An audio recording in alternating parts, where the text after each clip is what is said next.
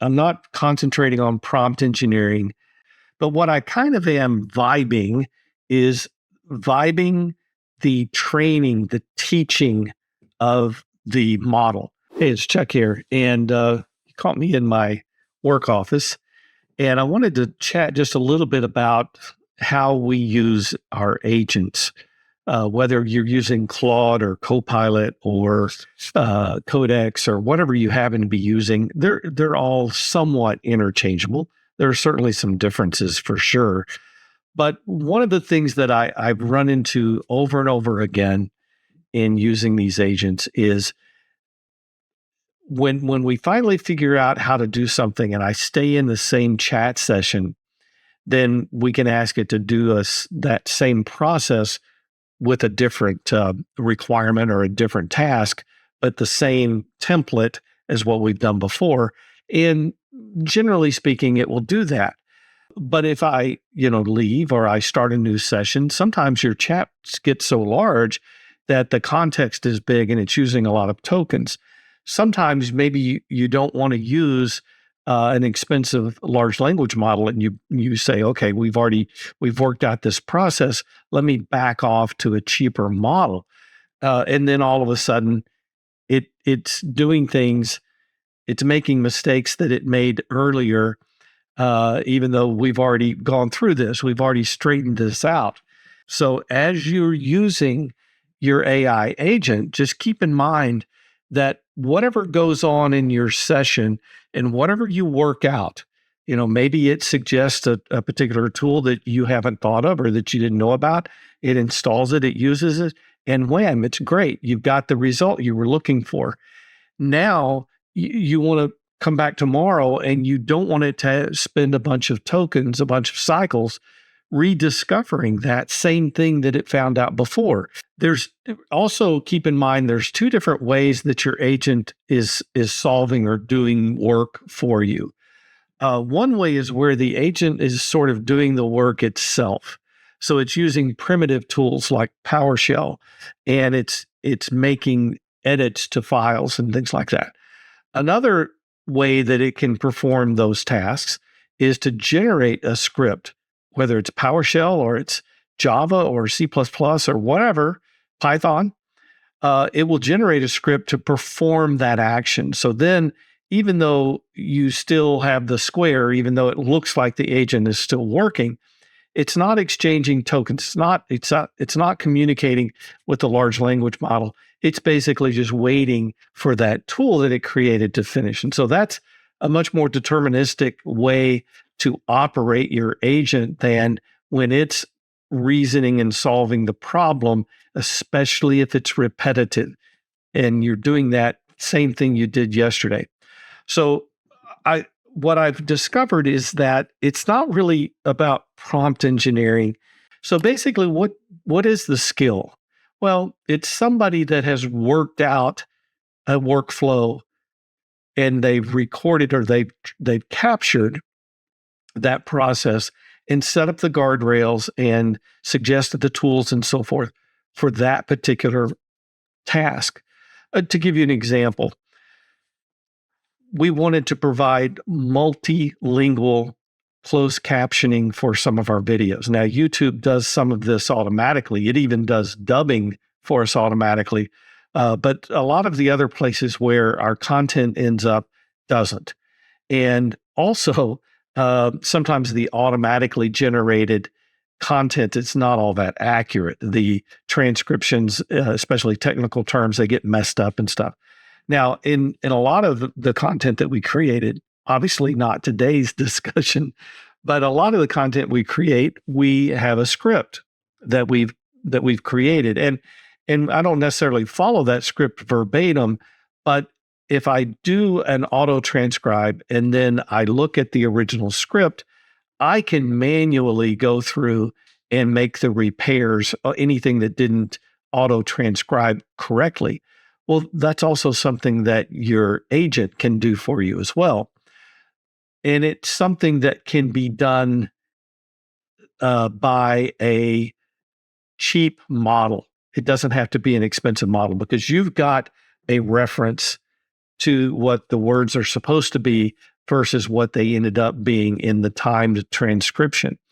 Now, when I have my natural language, when I have English transcribed accurately, then let's go talk about translating that to French or German or Hindi or whatever it happens to be. But translations are tricky too because there's a lot of context. There's synonyms in English and in the other languages as well. So I want a translation that's really fluent and makes sense when the user hears that. So I can go out and use a service to do that. We can go to Google Translate and pay for that. So that's another thing that my large language model can do, that my agent can do, and it can do with a really cheap model too. I can give it to one of the fast models and say, evaluate this translation.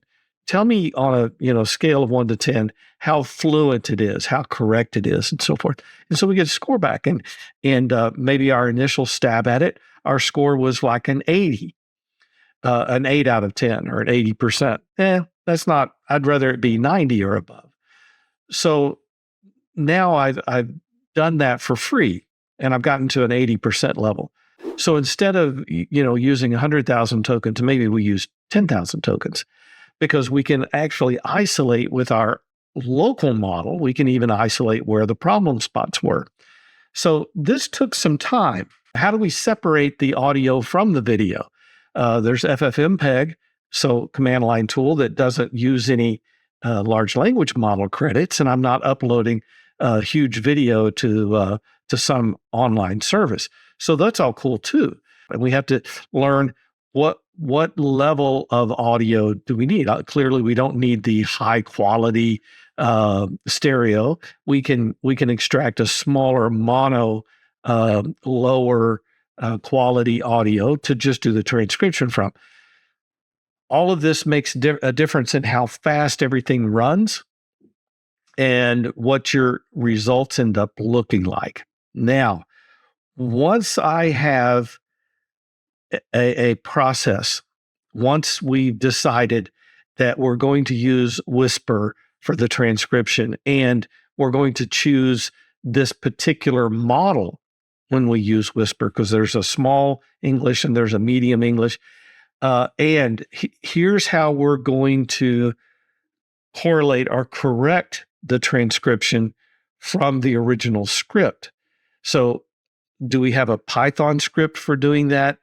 How do we accomplish that? And how much of our agent has to be involved with that? And how much can we actually automate? Turns out we can actually automate quite a bit of it. So we have a Python script now that we use to fix the original transcription. And then we work on what are the best options for translation.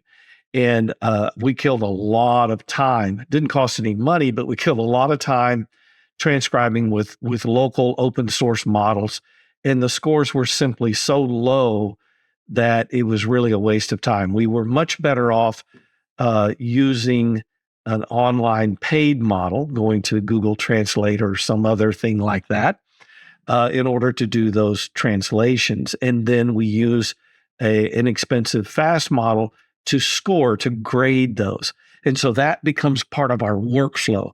And then when we're all done, we have to create all the different file formats for that, because there's SRT and there's VTT and there's a whole bunch of different formats that different platforms accept.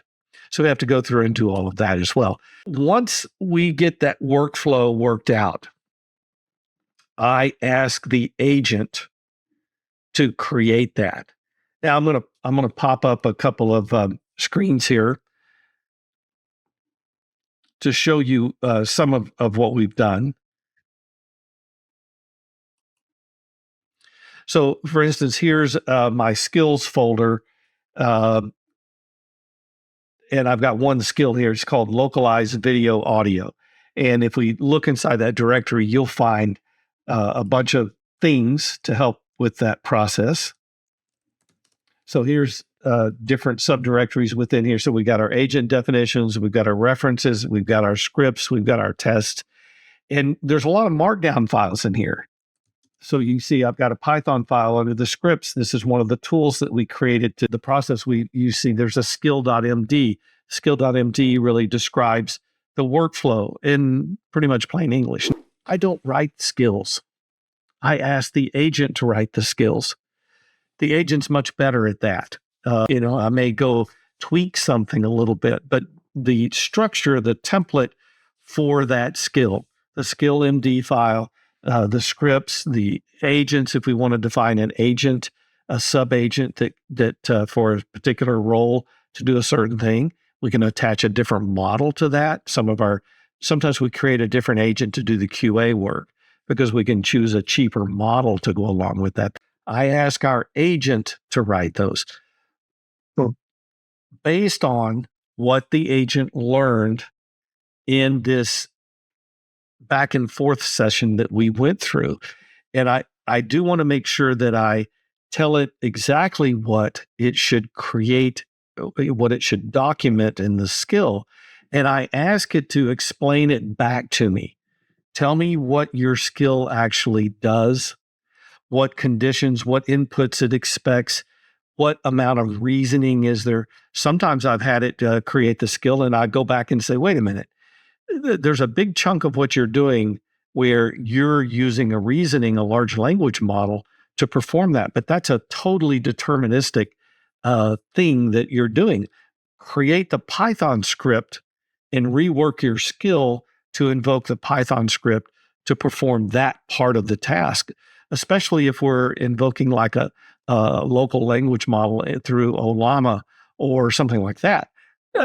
Don't use Claude for that.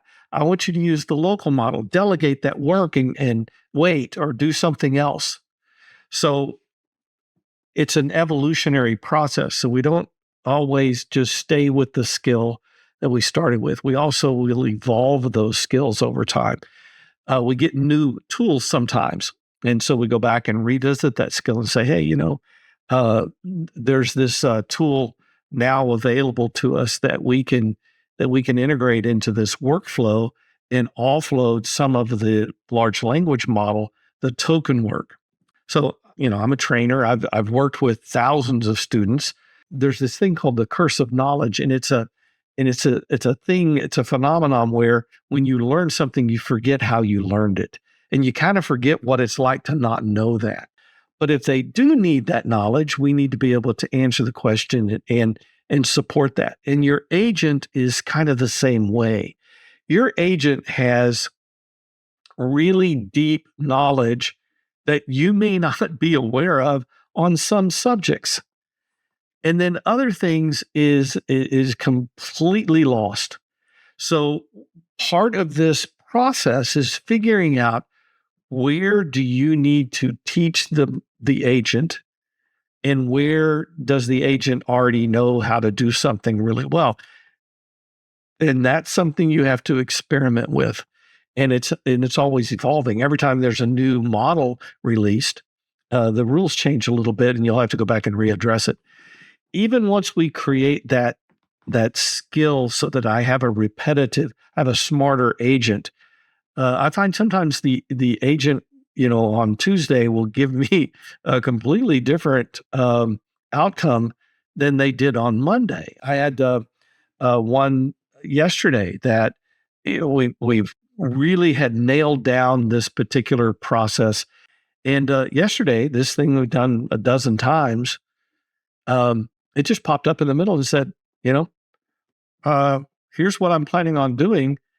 Type approve if you want me to continue. And I'm like, the skill actually contains its own checkpoints. I'm not supposed to, I don't want to be in that position.